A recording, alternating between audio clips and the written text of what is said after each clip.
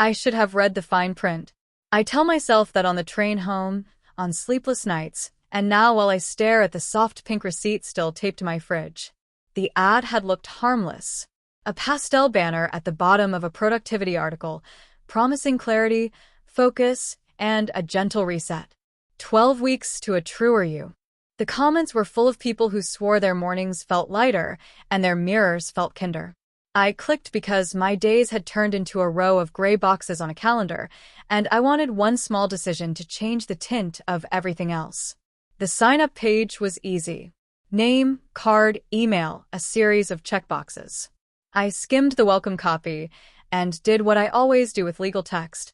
I scrolled, clicked accept, and felt a little flicker of hope like a match in a dark room. The first module was ordinary. A voice-led breathing exercise. A small journal prompt that asked what I would change if I could pause time. I wrote that I was tired of being a stranger to my reflection. It sounded dramatic, so I deleted it, then typed it again because it was true. The next day, they sent a short survey about color preferences and morning routines. I picked blues and grays without thinking and confessed that my mornings were a scramble that always ended with me forgetting something small, like a comb or a smile.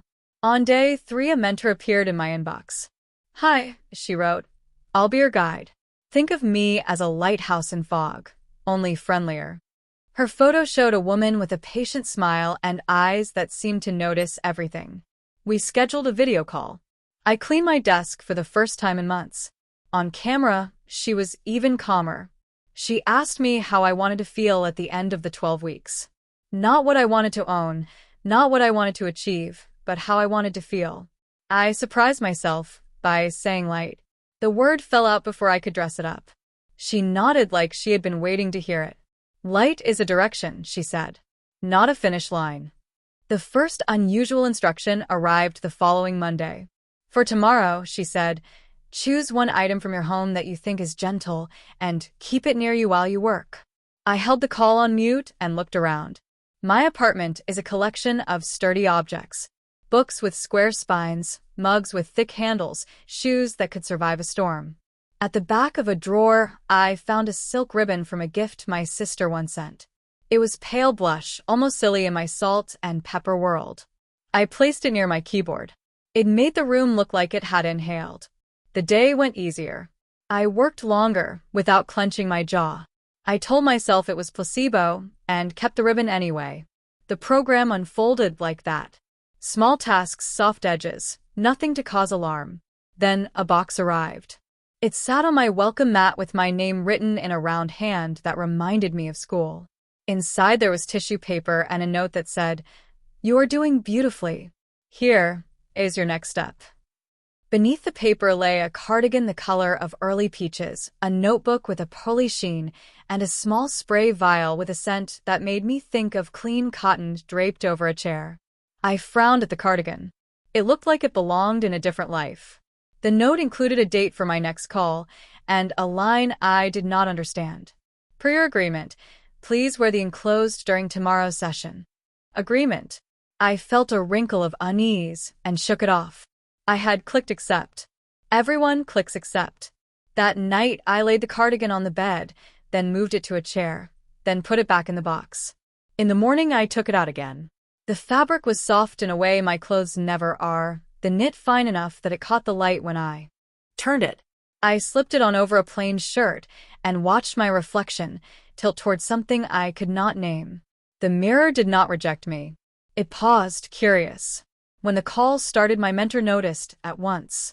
"There you are," she said, like she had been waiting behind a door and I had finally opened it. "How does it feel?" I almost said wrong. The word hovered and then changed shape. "Lighter," I said, and felt something inside me give. Not break. Give. After the call, I wore the cardigan until the afternoon, then folded it with more care than I have ever given a sweater. I told myself it was because it had been a gift. I told myself many things. That evening I pulled up my original agreement, half out of curiosity and half out of the kind of fear that pretends to be curiosity. The document was long. I scrolled, scanning, looking for anything stronger than suggestions and coaching. My eyes caught on a phrase I had not noticed before. The The feminization clause. The words made my pulse skid. I clicked. The paragraph was dense and oddly lyrical for legal text. It spoke of guided expression, of expanding self-presentation, of trying on softness the way one tries on courage. It promised a framework for exploration and a duty to follow assignments in good faith. My cheeks felt warm. I closed the document and told myself it was just a flourish of language, a metaphor they used to make change feel less mechanical. But when I looked down at the cardigan folded on my knees, a quiet part of me whispered that metaphors do not come in the mail with your name on them. I couldn't stop thinking about that phrase. The feminization clause. It sounded absurd, like something out of a satire, but the words pressed at me all day. On the train, at my desk, even while I reheated leftovers, it kept repeating like a song lyric I hadn't chosen. By the time my next session came, I felt restless. My mentor appeared on screen, eyes bright, as if she could read what I'd discovered. "You looked into the agreement," she said softly, not as a question but as a statement. My throat tightened. I nodded. "It's real then?" The silence stretched. She finally said, "Every word is real, but don't think of it as a trap. Think of it as a map. It will take you somewhere you've avoided." That unsettled me even more. I wanted to argue, to demand why no one had explained it in simple terms, but something in her tone kept me still. She asked how I felt in the cardigan. I admitted it had made me strangely calm, like it changed the weight of the air. She smiled. "That's the point. Clothing is a language. We've simply given you a new word." Her metaphors always made me bristle, but later they lingered in my mind until they felt less like riddles and more like truths I'd missed. At the end of the call, she gave me a new assignment. "Tomorrow, wear the cardigan again. Pair it with something you already own. See how the conversation between old and new feels." The next morning I stood in front of my closet longer than I ever had. My wardrobe was a row of monotone, navy, black, gray. The cardigan looked like a small flame among ashes. I pulled out a pair of slim black trousers, hoping the balance would make me feel less exposed. When I put them together, something unexpected happened. Instead of looking ridiculous, the cardigan made the trousers seem sharper, more intentional. It was like they'd been waiting for each other. At work I kept my jacket on, hiding the cardigan, but I knew it was there. That secret, that softness under a harder shell, gave me an odd sense of power. When no one was looking, I took off the jacket and folded it on my chair. A coworker passed my desk, glanced, and said, "New look? Suits you." I laughed awkwardly, brushing it off, but the compliment clung to me longer than I admitted. That night another package waited at my door. Smaller this time, wrapped in pale paper. Inside was a slim box of cosmetics, each item labeled with tiny numbers like steps in a recipe. There was also a note in the same round handwriting. "Trust the process. Begin with step 1. I stared at the bottles, the powders, the gloss. My pulse quickened. Makeup was foreign to me, a territory I had never even skirted. And yet the instructions were printed so neatly, so calmly, that I felt less like I was trespassing and more like I had been quietly invited. I tried the first step, a tinted moisturizer. I dabbed it on clumsily, expecting to look painted, false. Instead, my face just looked rested, like I had finally slept. The mirror startled me. I leaned closer, studying the softened version of myself. It wasn't another person. It was still me, just a me I hadn't seen before. A me who breathed a little easier. I wiped it off in a hurry, heart pounding, as though I'd been caught. But when I lay in bed later, the memory of that reflection kept resurfacing. I wondered what step 2 would do. The next day, I promised myself I wouldn't touch the box again.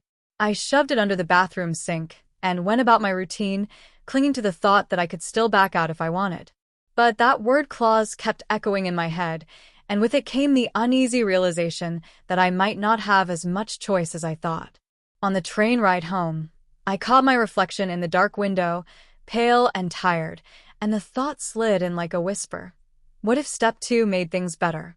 When I got home, I pulled the box out. Step 2 was a small wand of colorless gel. The instructions said, Brush lightly over brows. Notice the shape that emerges. I almost laughed, but I did it anyway. The change was so slight that no one else would have noticed, but to me it was enormous. My brows looked neater, my face more awake. It felt like erasing a smudge on a drawing and suddenly seeing the image clearly. I caught myself smiling, which only deepened the unease. Was I enjoying this? Was that the trick? I tried to talk myself down. It was just grooming, nothing extreme. But the truth was I felt a little rush, the kind that comes when you dare to cross an invisible line. The following call, my mentor noticed instantly.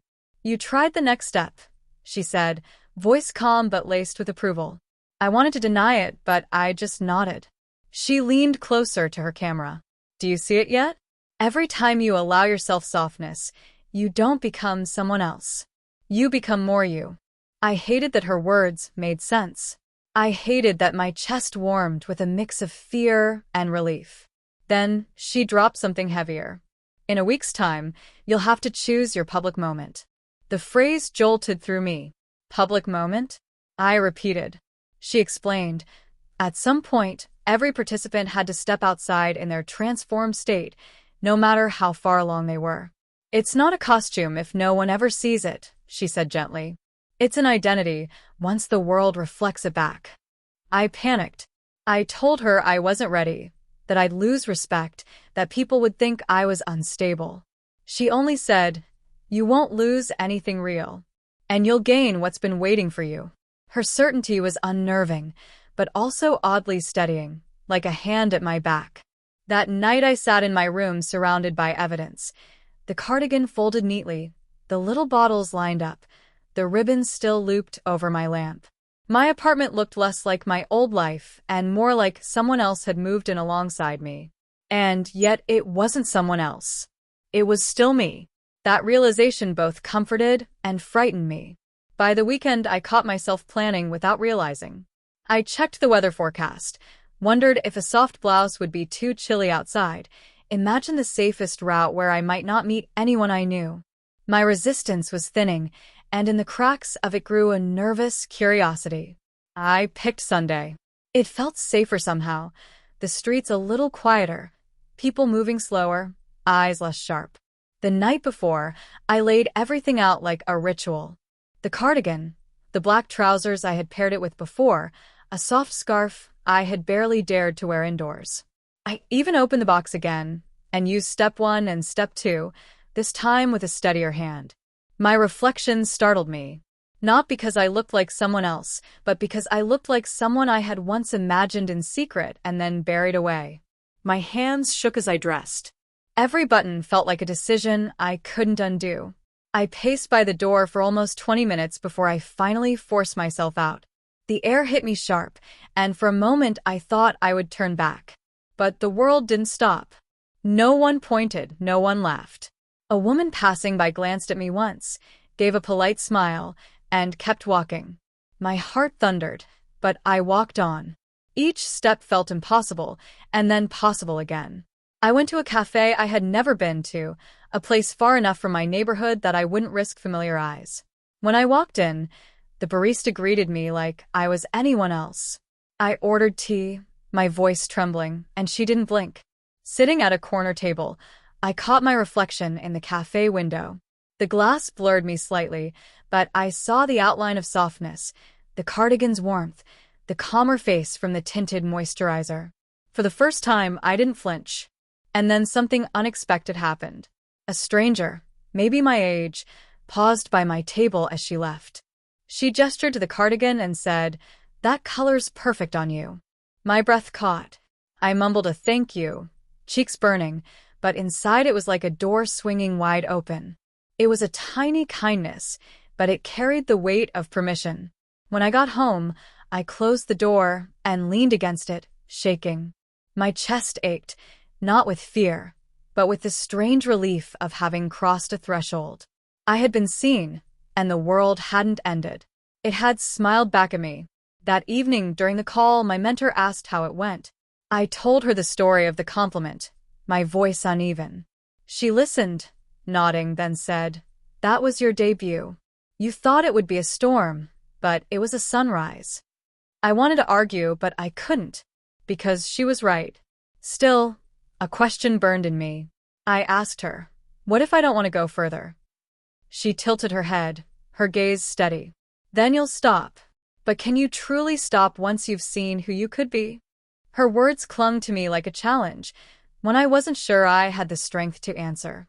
The week after my debut felt unreal, like I was walking through two lives at once. At work, I wore my usual dark clothes, spoke in the same voice, and tried to convince myself nothing had changed. But underneath, in my bag, the cardigan was folded like a secret I carried everywhere. Twice during lunch, I slipped away to the park, draped it over my shoulders, and sat on a bench pretending to read. Each time I felt my pulse calm in a way I couldn't explain. But the secrecy wore on me. At night, when I looked in the mirror with the cardigan on, I wondered how long I could live split between halves. That question was answered when another package arrived on Friday. This one was larger, heavier, and when I opened it, my breath caught. Inside were full outfits, skirts, blouses, even shoes. Each piece looked carefully chosen, like someone had studied me and picked what would disarm me the most. Alongside it was a handwritten card. "Your next phase begins. Trust that you're ready." I almost called the helpline right then. I hovered over my phone, fingers shaking, but the thought of trying to explain what I was feeling made my throat close. What excuse would I give? That I was scared of clothes? That softness frightened me more than failure? Instead, I shoved the box into the corner and tried to forget it. Except I couldn't. That night, sleep wouldn't come. I kept thinking about the cafe window, the stranger's compliment, the reflection that hadn't made me flinch. Around midnight, I gave in. I pulled out a pale skirt from the box. The fabric was impossibly light, softer than anything I'd worn. I paired it with my plain shirt, thinking it would look ridiculous. But in the mirror, I froze. It didn't look like a joke. It didn't look forced. It looked like a possibility I'd been pretending didn't exist. My legs trembled as I stood there, trying to decide if I was horrified or relieved. The truth was both. The next day during our session, my mentor asked if I'd open the box. I hesitated, then admitted I had. Her smile was knowing, but not smug. "How did it feel?" she asked. I swallowed hard, like I was closer to something, but also like I was stepping off a cliff. She nodded. "That's how change feels. You're not falling, though. You're flying into yourself." Her words both comforted and unsettled me. I wanted to argue, to push back, but deep down I couldn't deny the strange pull of what she was describing. Because even in my fear, I couldn't shake the memory of standing in the mirror at midnight, feeling for a brief moment that I wasn't pretending anymore. By now, I had stopped pretending that the program was just another self-improvement gimmick.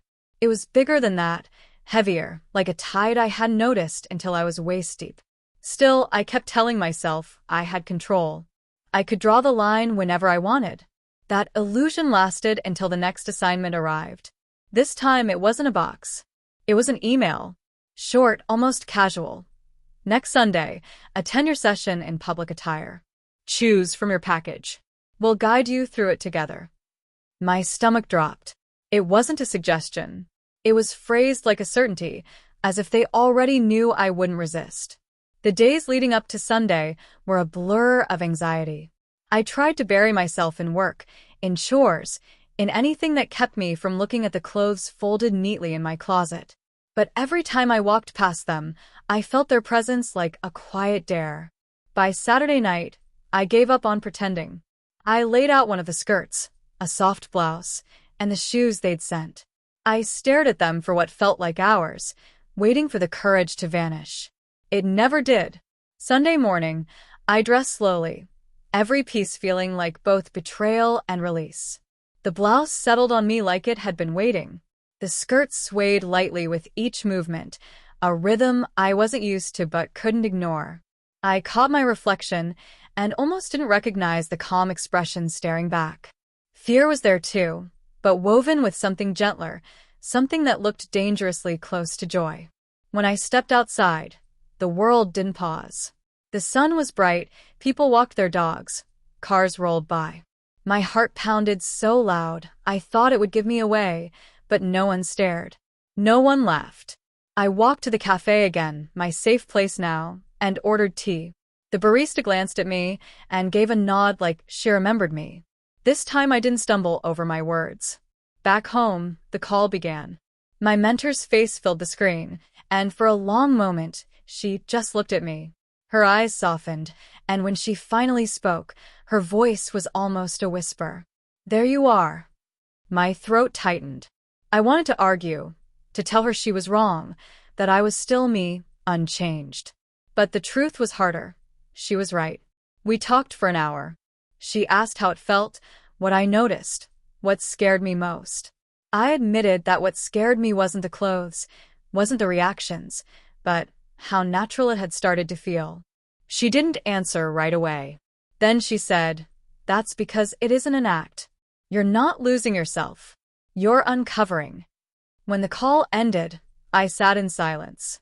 I wanted to deny everything, to shove the clothes back into their box, but instead I found myself folding them carefully and placing them in the drawer where my everyday clothes used to be.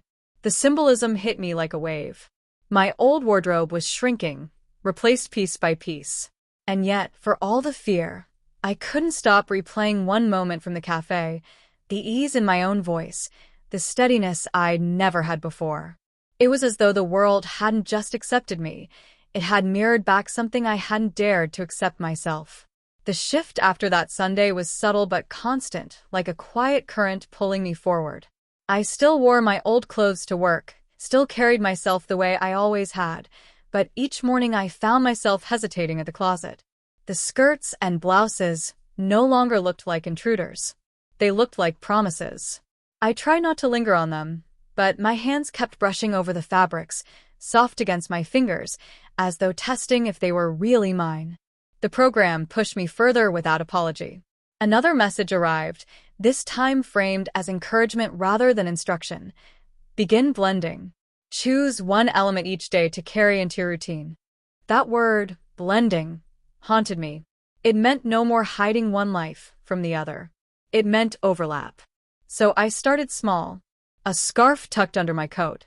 A touch of tinted moisturizer before work. A softer cadence in my voice during meetings, though I pretended it was just because I was tired. At first no one noticed, or if they did, they didn't say. Then little comments began slipping through. A coworker said my skin looked clearer. Another asked if I'd lost weight, though I hadn't. Each remark made me feel both exposed and strangely proud. The real test came at a family dinner. I decided to wear the cardigan again, paired with my usual trousers. Nothing extreme, nothing that screamed change. My sister was the first to notice. She tilted her head, eyes narrowing just slightly, then softened. "That color looks good on you," she said, almost offhand, before moving on to another topic. I laughed it off, but inside I was trembling. She had noticed, yes, but she hadn't judged. If anything, she had accepted it more easily than I had. That night, lying in bed, I thought about how much of my fear was invented. I had been so sure the world would collapse around me, but when tested, it didn't. The walls I had built were mostly inside my own head. And once I saw the cracks, I couldn't unsee them. During my next session, my mentor sensed the change before I said a word.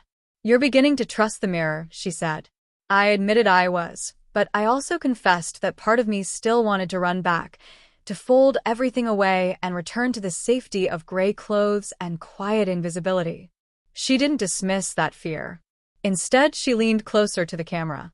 "The urge to run means you're close to the truth. Running keeps you from it. Walking through it reveals it." Her words stayed with me for days. I started testing myself in small, careful ways. I wore the peach cardigan to the grocery store. I tried the brow gel before a walk in the park.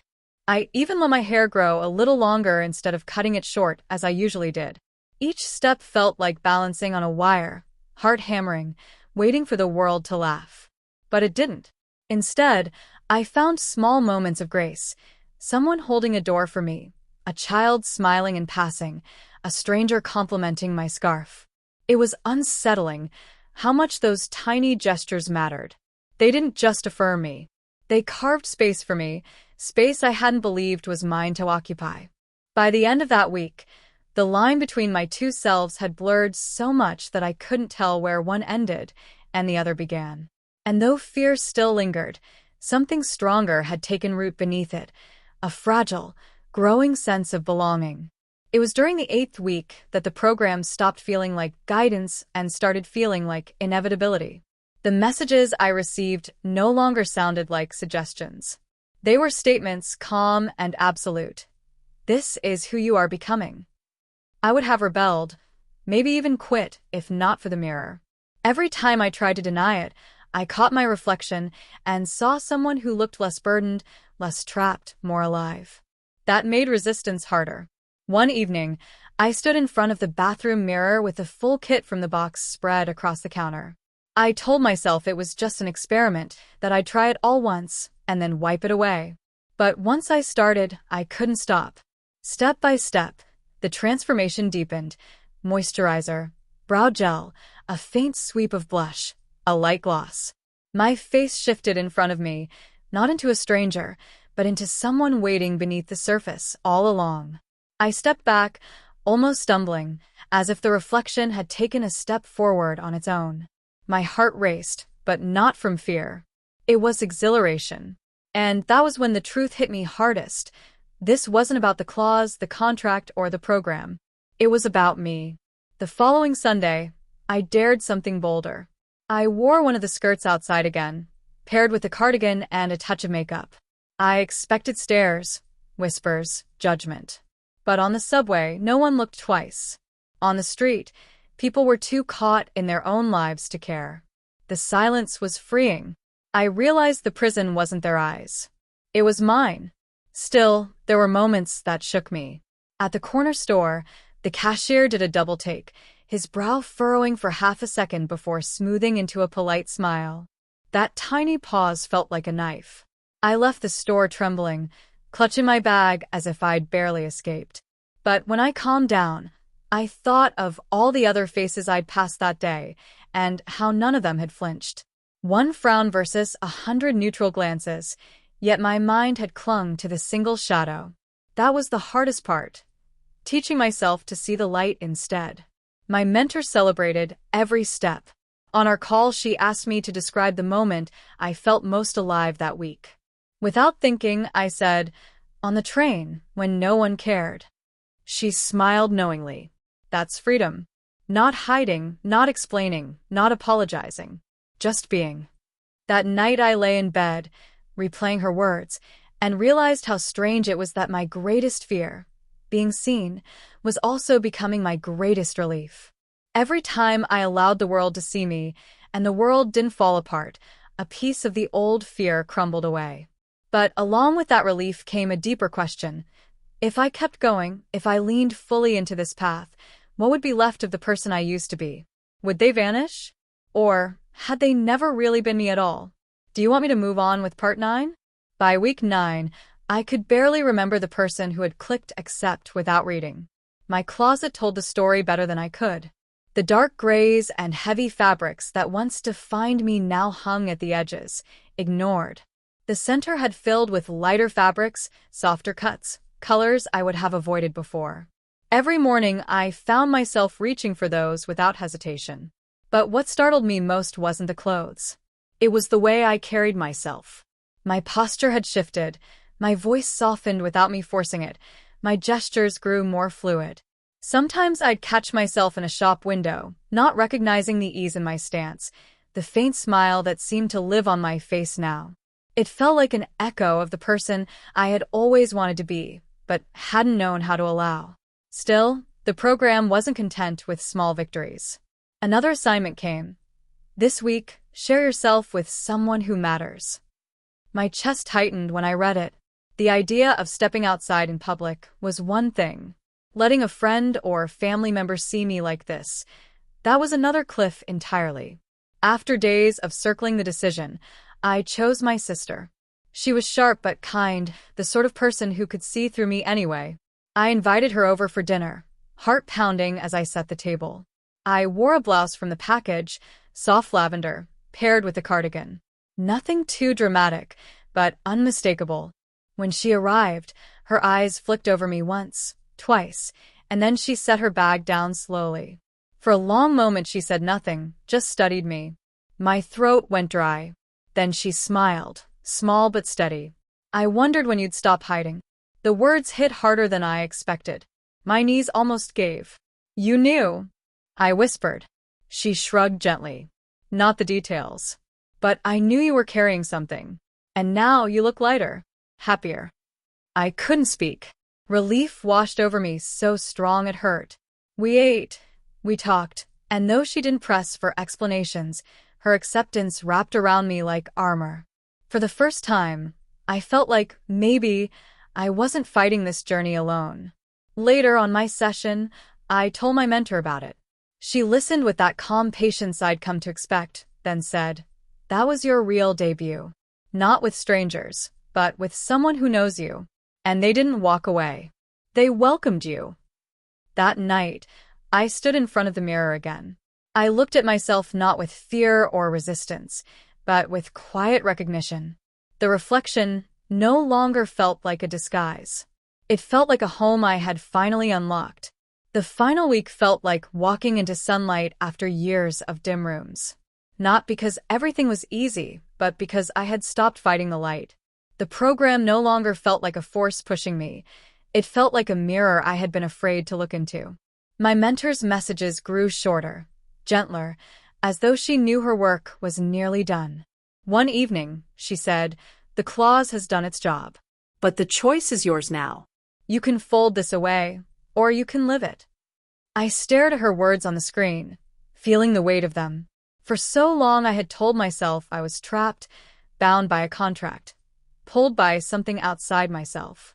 But now I realized it had always been me. The feminization clause hadn't created something false. It had carved away excuses. I tested myself that week. I went to the office in a soft blouse under my blazer, daring the day to notice. No one recoiled. A few smiled more warmly than usual. I went shopping, deliberately choosing a light skirt and letting the cashier see it was mine. Her only response was a cheerful "have a great day." I even joined my sister for brunch, this time without trying to blend or soften the truth. She squeezed my hand across the table, wordless but sure. The real turning point came at home. I stood in front of my closet, looking at the divide between the old and the new. My heart thudded as I pulled out the grays and navies, folded them, and packed them into a box. Not because I hated them, but because they belonged to a version of me that had carried me as far as it could. The space they left behind felt enormous, waiting to be filled. That night, during my last session, my mentor asked the same question she'd asked on day one. "How do you want to feel?" The answer came without hesitation this time. "Whole," I said. My voice didn't tremble. She smiled, eyes bright with something like pride. "Then you've arrived." When the call ended, I sat in silence, the glow of the screen fading. For the first time, I didn't feel like I needed her voice to steady me. I looked at my reflection one last time that night, not to question, not to search for signs, but simply to see myself. And I did. The feminization clause had started as a trick of fine print, a contract I hadn't read. But in the end, it wasn't a trap. It was an opening. I had been waiting for permission, and when I couldn't give it to myself, the clause gave it for me. The irony is that I had feared losing everything. Instead, I found what had been missing all along. And now, when I walk outside, when the wind catches the fabric of my clothes, when strangers glance past me without question, I realize the truth. I am no longer hiding. I am not unfinished. I am light, just as I said I wanted to be.